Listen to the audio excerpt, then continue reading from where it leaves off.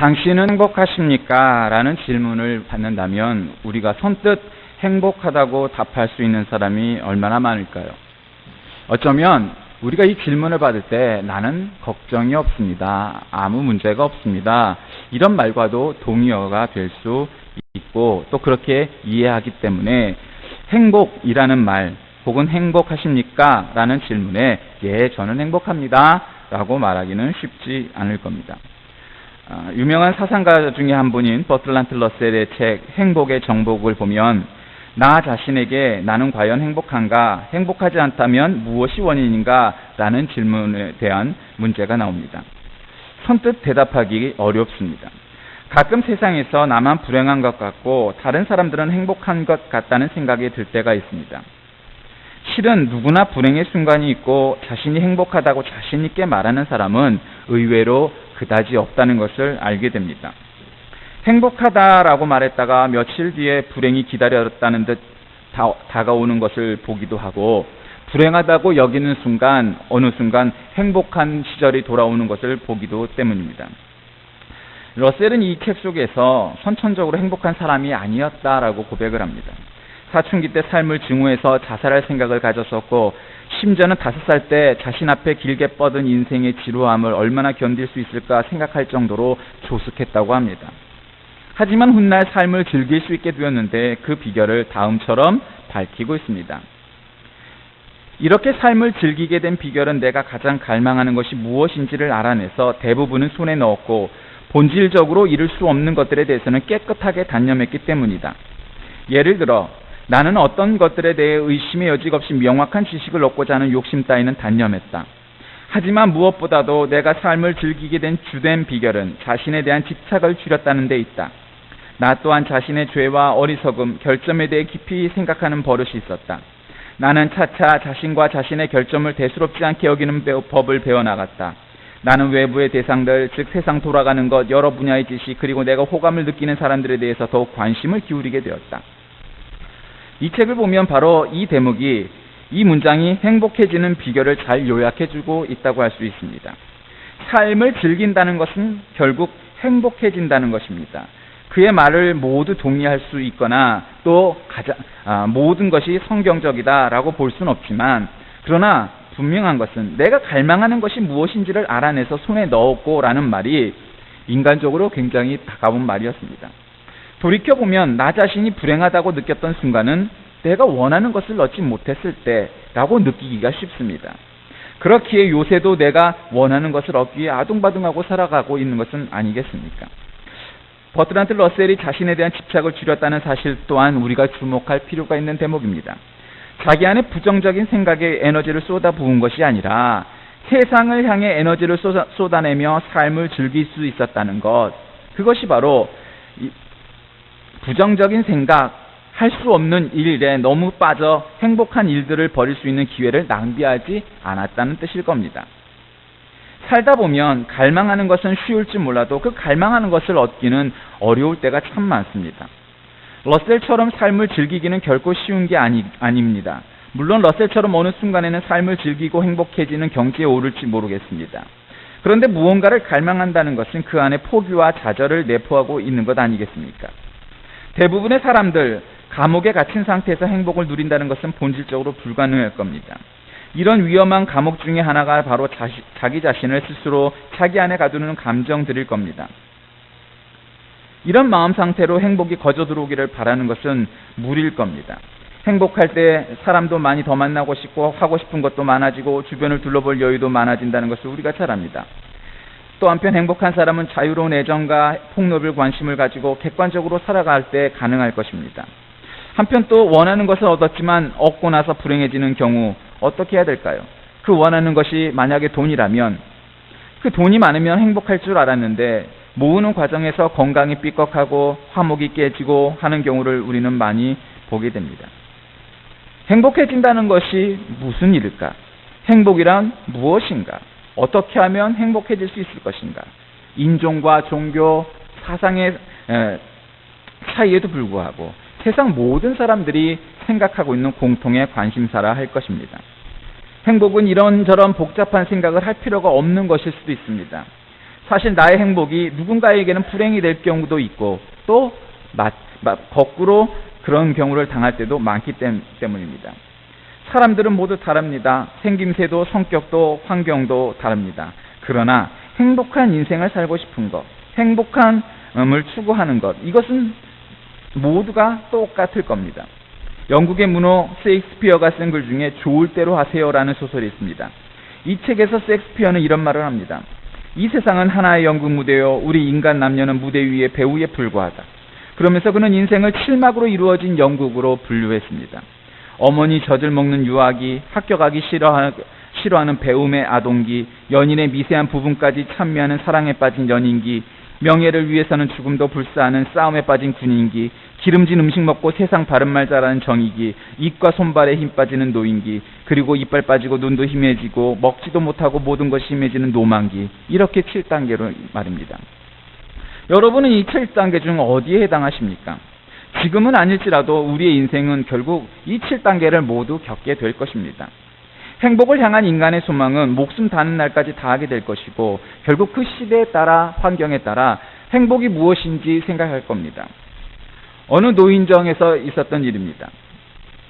어떤 분은 잘 배우지 못해서 일생 동안 육체노동을 하다 은퇴하여 노인정을 다니고 또 어떤 분은 좋은 대학, 좋은 직장을 다니다가 아주 출세했다가 노인이 되어서 또 노인정에 나왔습니다. 얘기를 하다 보니 원래 자신들이 한 건물에서 일하는 순간이 있었음을 알게 됩니다. 그러나 서로 기억하지 못합니다. 왜냐하면 한 사람은 큰 차를 타고 양복을 입고 다녔던 중력이 되어 있었고 또 한 사람은 그곳에서 청소하는 사람에 불과했기 때문입니다.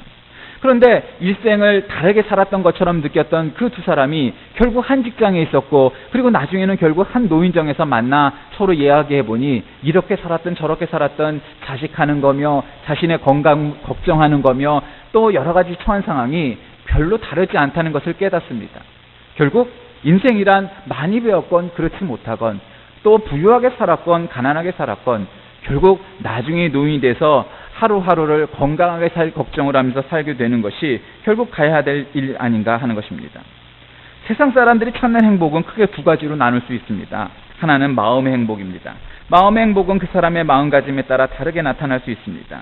사람을 좋아하는 사람은 자기가 좋아하는 사람과 있을 때, 책과 진리를 좋아하는 사람은 책을 읽고 진리를 깨우칠 때, 또 취미를 좋아하는 사람은 그 취미에 몰두할 때, 봉사를 좋아하는 사람은 봉사할 때 그 행복감을 느끼게 될 겁니다. 또 하나는 육체로 인한 행복입니다.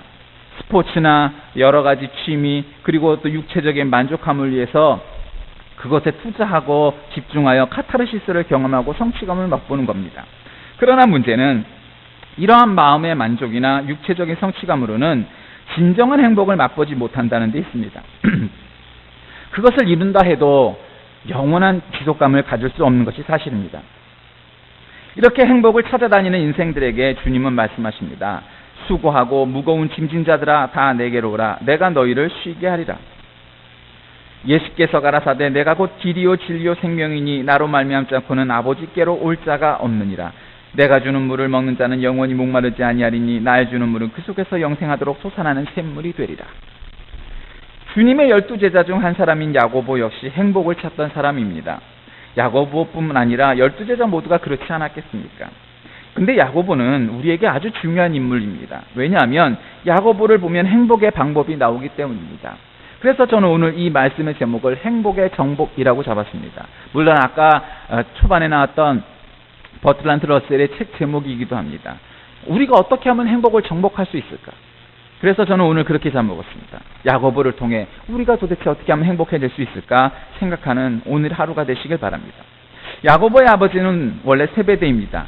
그는 갈릴리에서 살았는데 배도 소유하고 가정에 종을 두고 살 만큼 부자였습니다.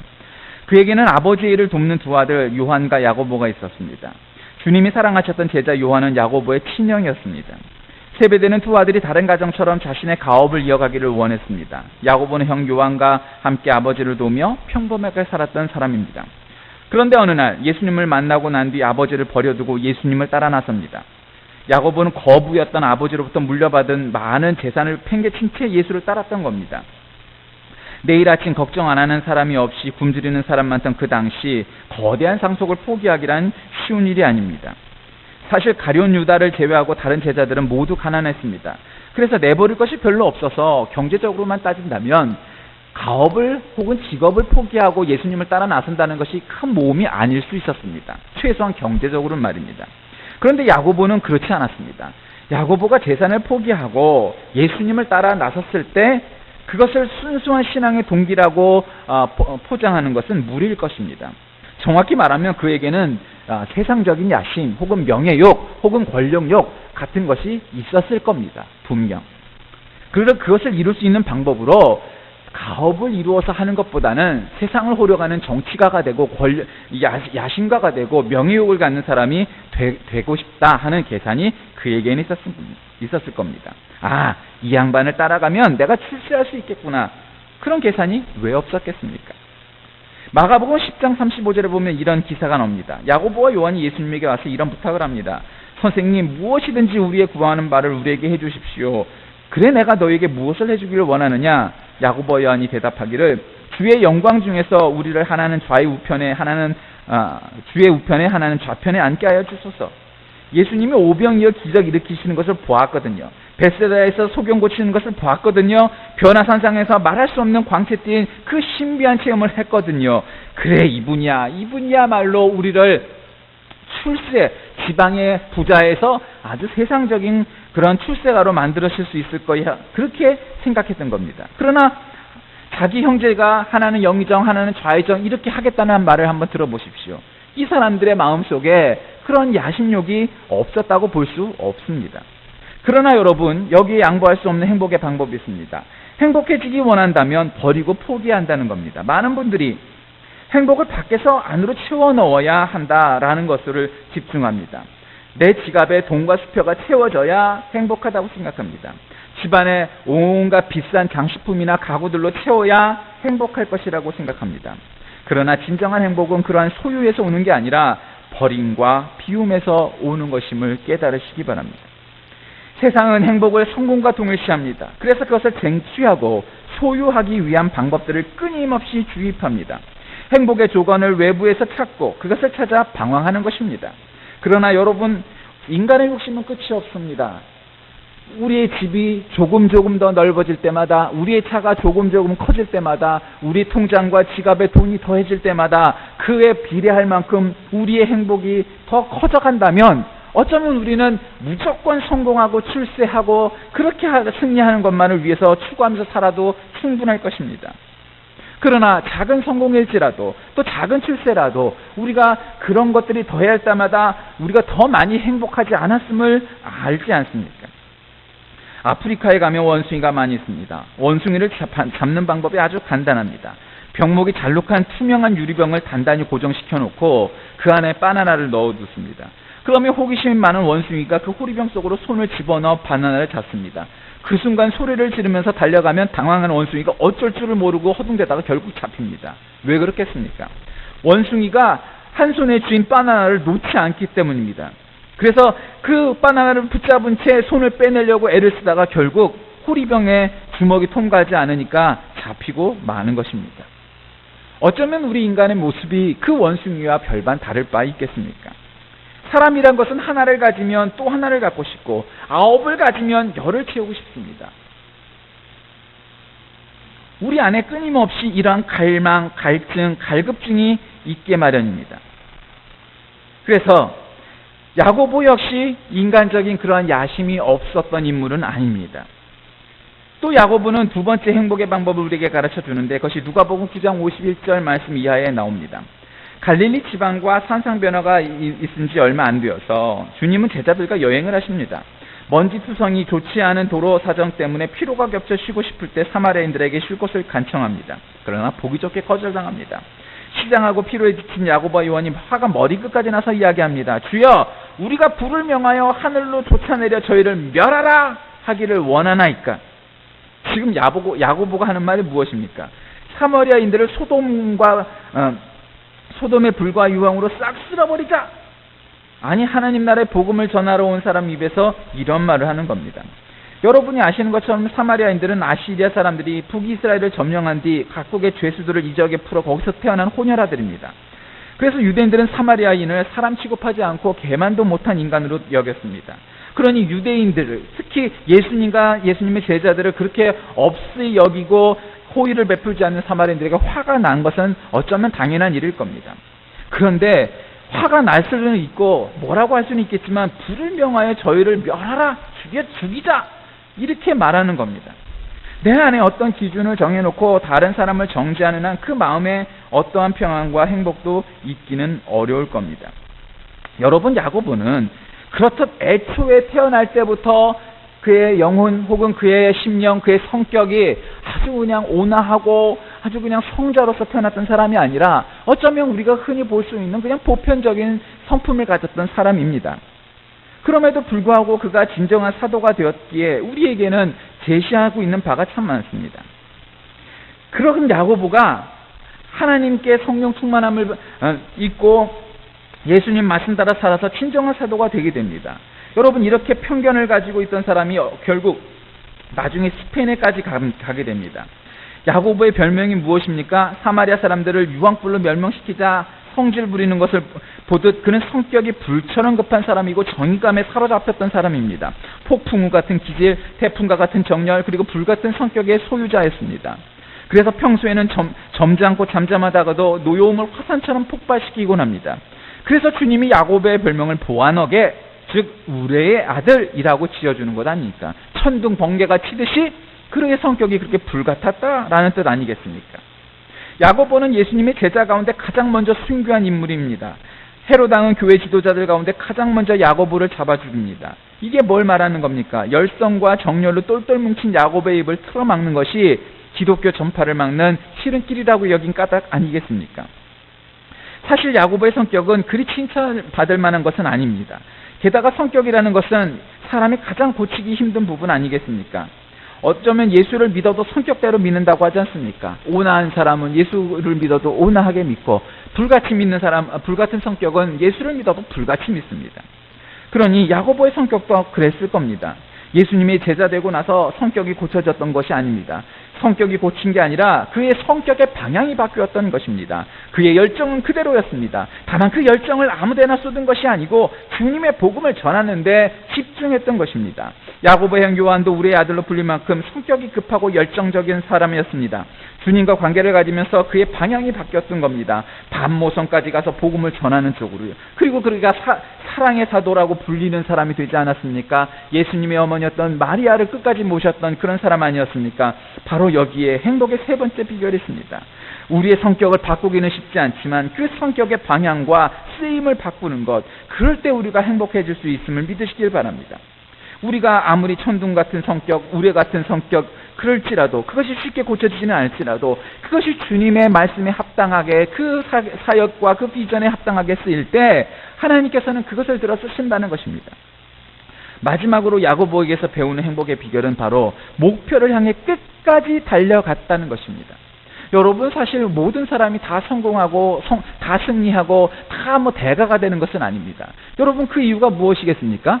그것은 그 사람들이 머리가 나쁘고 그 사람들이 노력이 부족했기 때문일까요? 저는 그렇게 생각하지 않습니다. 물론 경우에 따라 그런 경우도 있지만 분명한 것은 끝까지 간 사람과 끝까지 가지 않은 사람의 차이라고 저는 생각합니다. 바로 사도 야고보는 우리에게 목표를 향해 끝까지 달려간 것을 보여줍니다. 그는 예수님이 부활하신 것을 체험하고 결국 서바나, 즉 스페인에까지 가서 전도합니다. 여러분이 잘 아시는 것처럼 베드로는 로마에 가서 전도했습니다. 근데 서바나, 스페인은 여러분 아프리카 땅 끝에서 바다를 건너거나 로마를 거쳐서 프랑스를 거쳐서 스페인을 가는 것입니다. 그러니 그때는 정말 땅끝이라고 해도 과언이 아닙니다. 정말 땅끝까지 이르러 내 증인이 되라 하는 사도행전 1장 8절 말씀을 몸소 실천했던 인물입니다. 그리고 스페인까지 배를 타고 갑니다. 야고보가 스페인에 간 이유가 무엇이겠습니까? 거기 사는 유대인 거주민들과 그 거주민들을 무어인이라고 불렀는데 그들에게 복음을 전하기 위해서 간 겁니다. 야고보는 스페인에 오랫동안 머무르면서 그곳에 많은 교회를 세우고 복음을 전했습니다. 야고보는 주로 배를 타고 바다로 오가며 전도를 했습니다. 그래서 야고보를 상징하는 것이 바로 바다의 조개가 되었다고 합니다. 야고보가 스페인에서 돌아오자 헤롯이 야고보를 잡아 옥에 가두고 급기야 목을 쳐 죽입니다. 아니, 주된 활동 무대가 스페인이었던 사람인데 그럴 필요가 있었나? 근데 아까 말씀드렸던 것처럼 그의 열정으로 인해서 그냥 목숨을 가져갈 수밖에 없었던 것입니다. 그런데 결국 야고보의 유해가 처음에 예루살렘에 안장됩니다. 그런데 언젠가부터 행방이 묘연하고 그의 유해를 찾아볼 수가 없었습니다. 그러던 중 9세기쯤에 하늘에서 별빛이 내려와 숲속의 한 동굴을 비출 때 사람들이 그 안으로 들어가 보니 야고보의 무덤이 발견됐습니다. 그 후 야고보의 유해는 스페인의 동북부 지역인 갈리시아의 산티아고 데 콤포스텔라로 이장되었습니다. 당시 국왕이었던 알폰소는 그 묘지에 150년에 걸쳐 웅대한 대성당을 건축하였는데 그 성당 이름이 산티아고 데 콤포스텔라 대성당입니다. 그 안에 야고보의 유골이 안치되어 있습니다. 그래서 지금도 스페인에 가면 야고보의 묘를 볼 수 있다고 합니다. 산티아고라는 이름은 바로 야고보의 스페인식 발음입니다. 전설에 따르면 야고보가 체포되었을 때 그를 고소했던 자가 그의 용기와 자제력에 깊은 감동을 받았다고 합니다. 그래서 세례받기를 원하였고 교회 일원이 되어 야고보와 함께 참수되었다고도 합니다. 여러분, 순교는 외형으로 보면 남에 의해 죽임을 당하는 타살입니다. 배교하면 안 죽을 수도 있습니다. 그러나 순교는 신앙을 버리지 않고 지조를 목숨과 맞바꾸는 용기 있는 행동입니다. 순교는 그러한 큰 용기가 없으면 못하는 것이기에 확고한 신앙과 용기가 있을 때 가능하고 열정 없이는 가져갈 수 없는 일입니다. 가장 먼저 죽음을 두려워하지 않고 스스로 순교를 간 야고보는 분명 용기 있는 사람입니다. 저는 여러분에게 야고보처럼 순교하자라고 말하는 것이 아닙니다. 왜냐하면 순교 역시 아무에게나 주시는 하나님의 은총이 아니기 때문입니다. 그것보다 야고보의 순교 속에, 그리고 그의 삶 속에 숨겨진 의미, 그의 삶이 우리에게 주는 교훈을 말하는 것입니다. 복음이라는 목표, 하나님께서 우리에게 주신 사명, 그것을 위해 끝까지 한 길을 간 것, 그것을 우리가 배워야 하는 점이라는 것입니다. 단순히 목표를 향해 나아가자 차원에서 끝나서는 안 되고, 나의 이익, 나의 명예, 그것을 내려두고 오직 한 길을 가는 사람들, 그래서 야고보가 간 길, 그 복음을 위한 길, 그것이 나를 위한 길이 아니라 하나님을 위한 길, 그리고 다른 영혼을 위한 길일 때 우리가 그것을 선택하고 그것을 자발적으로 행하는 사람이 진정 행복한 사람이라는 겁니다. 말씀을 정리합니다. 사랑하는 여러분 인생이 행복해지시기 원합니까? 행복을 점령하고 행복을 정복하고 싶으십니까? 그러면 무언가를 가득가득 채워서 행복해진다는 소유의 개념을 버리십시오. 야고보처럼 내게 있는 것을 비우십시오. 오히려 버리십시오. 그리고 그곳에 예수를 넣으시고 복음을 넣으시고 그래야 할 때 우리가 진정 행복해집니다. 그리고 그 길을 향해 일생 동안 살아가면 우리가 정말 행복해질 수 있게 되는 겁니다. 여러분 행복해지기를 진정 원하십니까? 우리가 고쳐지지 않는 성격을 선을 향한 도구로 바꾸시고 정의와 사랑을 위해 쓰시고 그것을 하나님을 위한 사역으로 쓰십시오. 그러면 복이 되는 줄 믿으시길 바랍니다. 그러면 복음을 위해 순교한 야고보처럼 가장 가치 있는 일을 위해 끝까지 매진하여서 하나님께 칭찬받는 하나님의 사람이 되어서 일생을 살아 우리가 하나님이 우리의 영혼을 데려가실 때 야, 참 나는 일생 동안 행복했노라 그렇게 고백하는 저와 여러분이 다 되셔서 행복을 정복한 사람 야고보와 같은 그런 행복의 사도가 다 되실 줄 믿습니다. 기도하겠습니다. 살아계신 하나님, 오늘도 우리 안에 참으로 행복이 있는지 되짚어 볼 때 어떤 사람은 행복하다고 또 어떤 사람은 행복하지 않다고 여길 수 있습니다.